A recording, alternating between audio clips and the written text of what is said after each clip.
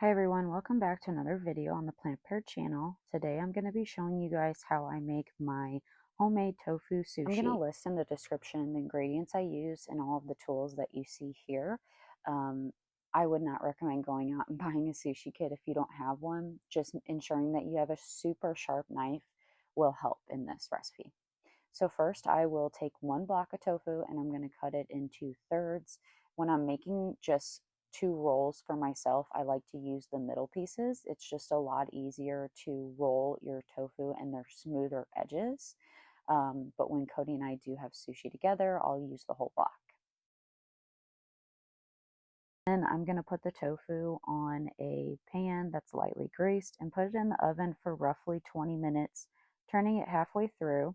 This allows it to have a crisp edge, and I also like my tofu cooked. Then you're going to cut the tips off of your cucumber. Here I'm using a English long cucumber. I'm taking the skins off. Just makes it a little bit easier to chew when you're actually going to eat the tofu itself.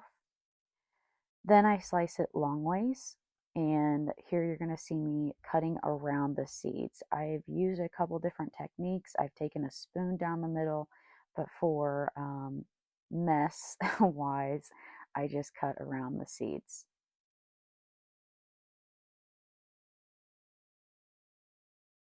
Then I recommend just cutting your cucumber slices as thinly as possible. It does not have to be perfect.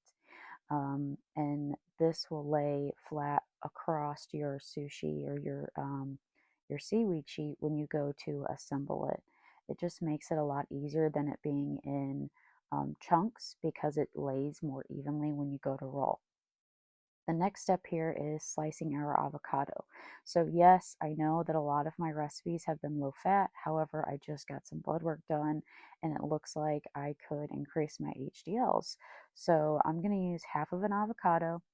I will then turn it upside down and try to work the skin off. I like to keep it as together as possible, which can sometimes be a little difficult. You're like unshelling something that's very soft, but just being patient with gentle hands goes a long way here. Then you're going to cut your avocado long ways as well. I know that it can be a little difficult, especially when it's soft and ripe. Just do your best. Then I wanted to show you guys my setup because I've learned over the last 2 years while doing this, your setup means everything.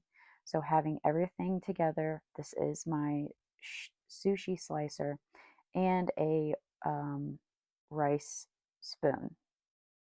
So the first step is to take a small bit of rice and you're going to press it into your seaweed sheet. Now, do not press too hard or else you will rip your sheet. So just being very patient and spreading it out. It looks like I'm using a lot of force, but I'm not. The thinner your rice layer is, the better, the more evenly your roll will be, and it just prevents your seaweed sheet from ripping when you go to roll and when you go to cut. You also want to leave about an inch to 2 inch border on one end so that it can seal itself. And that's what I'm pointing out here.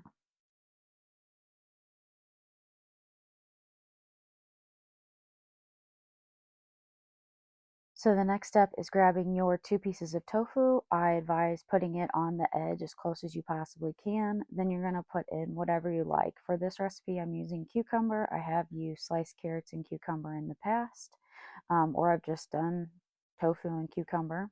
Then I'm layering my avocado on top of the tofu. I've learned that when you layer something that's very soft like avocado and you go to roll, it does make it a lot easier. It doesn't slide out as much. But again, I'm not perfect. It's taken me some time. So then here comes the rolling part that is very scary. So just being very patient, keeping it all together, rolling it nice and slow, and trying to keep all those ingredients together. First time I did this, and even this time, the stuff is going to slide out. Just know that it's going to happen, and practice makes perfect. Then what I'm showing you here is that you want to ensure that your seam is completely sealed. If not, when you go to cut, you're going to end up having everything fall apart. So if when you're rolling, you don't get a good seal, I have found that using some hot water and dabbing it across and then putting pressure against your cutting board has really helped that seal.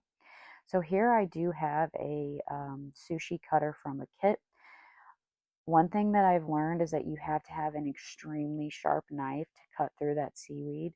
If you do not, it will end up being very messy and it's not going to cut even.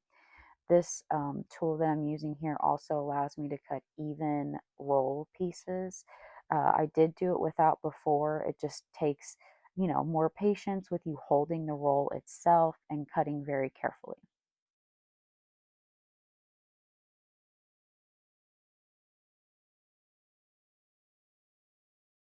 Another tip here is starting with the ends and just immediately removing it because they do get a little flimsy and it just is easier to get that done and then out of the way.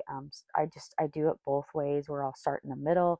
It's whatever works for you, but I wanted to show both ways that I've done it before here. And I cannot have sushi without having some spicy soy sauce. So I have wasabi that I picked up actually from Walmart. It's right by where you buy your seaweed sheets. I'll add some soy sauce, take some chopsticks, and kind of grind that up.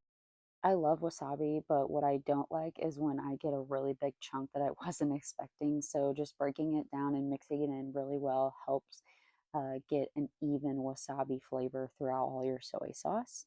And then I will wait until my soy sauce has kind of changed the color a little bit and it's smooth and I'm not seeing any chunks, and I'll go ahead and add the rest.